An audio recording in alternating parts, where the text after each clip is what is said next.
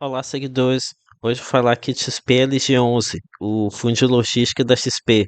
Um fundo aqui de mais de 3 bilhões de reais de patrimônio, mas que eu ouço falar muito pouco aqui pelo mercado. O pessoal em si fala muito pouco, por isso resolvi aqui fazer um estudo sobre os fundamentos aqui desse fundo. Aqui é o Thiago PS, esse é o canal Fique Esperto. Pois bem, aqui começando pelo ponto mais importante ao se estudar fundos de tijolos, no caso aqui a localização, e por aqui acho que fica meio difícil de conseguirmos avaliar esses PLG11, já que o único gráfico abordando esse aspecto é esse daqui, que informa apenas a porcentagem por estado, a porcentagem e a ABL por estado. E isso aqui acaba que não ajuda muita coisa, né? Não deixa claro se os galpões eles se encontram em áreas estratégicas, ou seja, aqui em Last Mile, ou então em regiões que têm bastante atratividade, como por exemplo a cidade de Extrema, aqui no sul de Minas Gerais. E essa daqui é uma bronca que dou em vários fundos de logística, tá? Até mesmo no todo poderoso HGLG11 eu faço aqui essa crítica por não ter o melhor detalhamento sobre a exposição a Last Mile. Inclusive, a ausência de um gráfico do tipo até me faz levantar a suspeita de que os gestores não querem dar evidência a esse ponto por talvez ele ser um ponto fraco do fundo ou não tão forte assim. Já que acredito que essa coisa aqui de Last Mile é um ponto que é indiscutivelmente importante aqui para aqui o mercado logístico e os gestores sabem disso, né? Então eles sabem a importância de você eh, informar sobre essa questão aqui, sobre a exposição ao last mile do portfólio, né?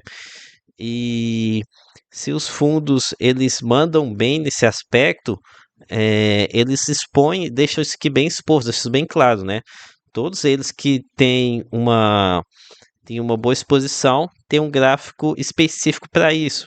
Como vocês podem constatar lá no fundo da BTG, da VBI, da, da Bresco, até mesmo acho que o da HSI tem lá um gráfico expondo a exposição deles a Last Mile.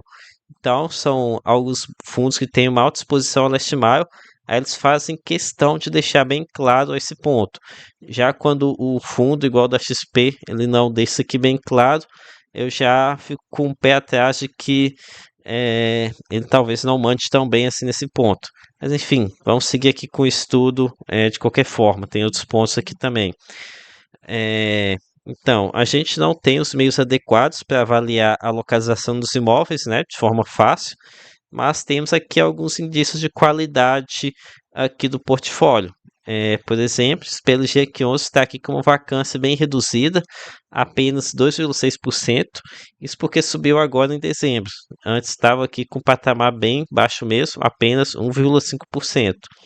E historicamente, esse patamar aqui tem se mantido um patamar baixo já há bastante tempo. Aqui passou 2024 inteiro, um patamar aqui bem reduzido. E quando chegou a subir aqui, não demorou muito para eles conseguir dar um encaminhamento aqui na vacância que estava sendo aberta.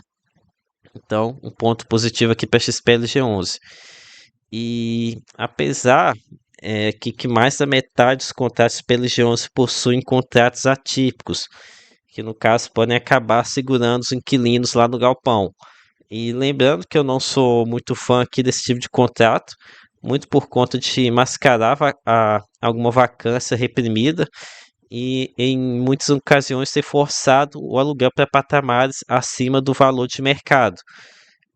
Dois pontos que podem acabar resultando em surpresas bem desagradáveis no final do contrato, né? No fim da atipicidade.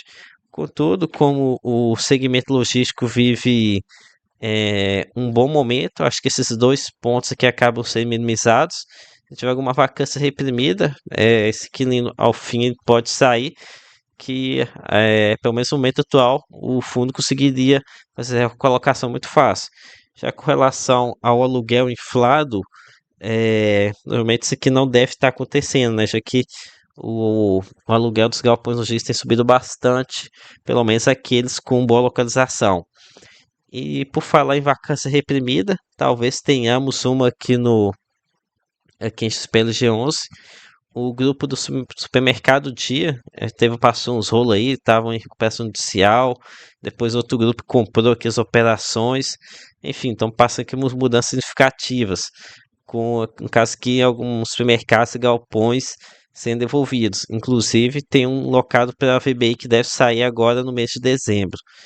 E aí fui dar uma olhada aqui nas notas de rodapé aqui, na tipicidade aqui desse galpão supermercado Dia, e vi que tinha uma cláusula de permanência mínima até 31 de dezembro de 2024. Ou seja, já se encerrou aqui esse prazo, né? E não vi nenhum encaminhamento aqui do que eh, seria feito pelo aqui, Mercado Dia. E que no caso, que ele sair, já que agora está livre para fazer isso, infelizmente teria que apenas um impacto de 2,7% da BL de PLG11. Não seria algo assim tão crítico, tá? Aqui no caso, na cidade americana. Aqui agora de cabeça eu vou saber dizer onde que é não, tá? Se tá no raio 30, se no raio 60.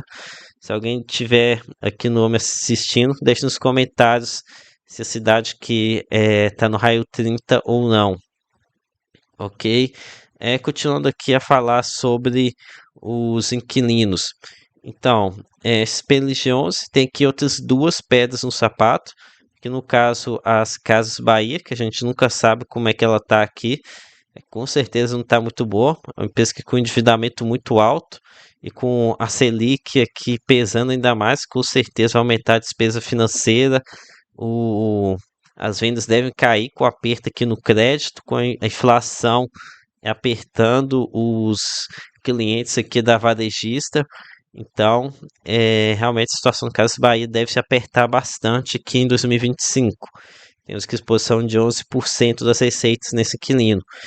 E, além disso, outros 6% aqui na Americanas, que no caso tem o mesmo problema aqui com das Casas Bahia, né? É que no caso, a primeira aqui, ela aluga aqui um galpão lá no Cabo de Santo Agostinho, lá em Pernambuco. Um empreendimento que já conta com um pouco menos de 10% de vacância. E um segundo galpão em Cachoeirinha, lá no Rio Grande do Sul.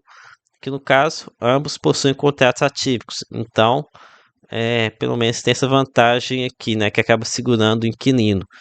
Já Americanas possui aqui um galpão de 82 mil metros quadrados locais na cidade de Seropédica, lá no Rio de Janeiro.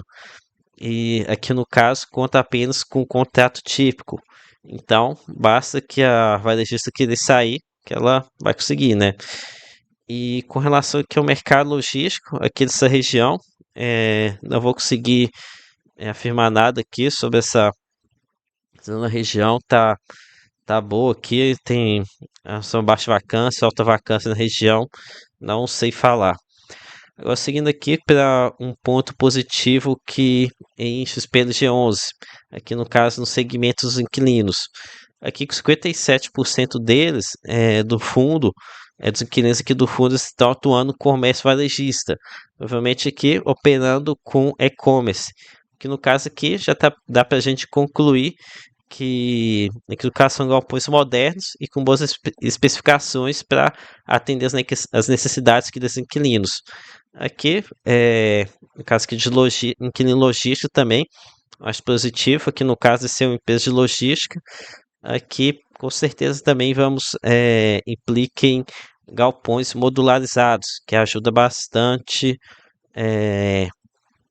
na facilidade de você ter uma recolocação caso o inquilino saia.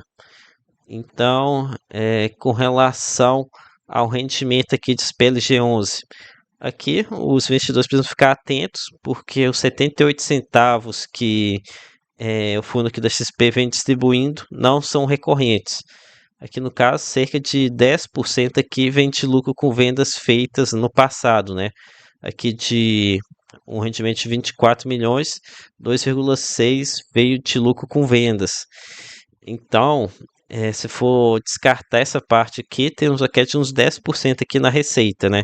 No resultado final. Então aqui diminui uns 8 centavos, no caso cai daqui para uns 70 centavos de rendimento aqui nesse fundo da XP. E detalhe importante aqui é que não temos informação sobre reserva de lucros. Então isso aqui acaba tornando quase impossível saber quando vai acontecer essa queda na renda, se essa ela vai acontecer. Algo que eu acho bem provável, tá? É muito difícil aqui do resultado recorrente alcançar o, o rendimento aqui, tá? Acho isso aqui muito difícil. É porque a vacância do fundo já é bem baixa, então não tem muita margem para subir por esse ponto. E de forma que ele depender com a alta do resultado recorrente apenas via é, apenas reajuste anual pela inflação ou por revisional de contratos. Então, esse aqui é o crescimento mais lento aqui da renda e poderia acabar demorando um pouco mais. E mais um ponto aqui sobre fundamentos que eu também esqueci de falar, de dar uma olhada. Aqui vivendo a despesa financeira, mas que só de bater o olho aqui despesa financeira com menos de 10% da receita de locação, já posso afirmar que é uma alavancagem bem tranquila, tá? Tem muito mais ativo aqui do que dívida. Acho que não tem nada que se preocupar aqui com despesa financeira. Com certeza o fundo aqui tem ativos que ele consegue vender com liquidez para honrar aqui com as parcelas que ele possui, com o passivo dele. Então, concluindo aqui, acho que os fundamentos pelo G11 até que não são estragados, tá? É, no entanto, eu acho o fundo inferior a outros que temos aqui no mercado, como eu comentei aqui em outros vídeos e aqui também. Lembrando que meu principal opção aqui, quando falo em fundo logístico, é o da BTG, BTLG11. E além disso, de ele ser inferior a outros fundos, tem também aqui a questão do rendimento sem previsibilidade. A gente não sabe até quando que o fundo consegue manter aqui 78 centavos. Então, aqui no caso, então, acho que prefiro esperar um momento de maior clareza do que esperar aqui desse fundo da XP para caso uma eventual alocação aqui no fundo. Então foi isso, galera. Espero que tenha contribuído aqui com vocês. Peço aqui o seu like, inscrição aqui no canal e lembre que nada aqui é recomendação de compra ou de venda. Até a próxima.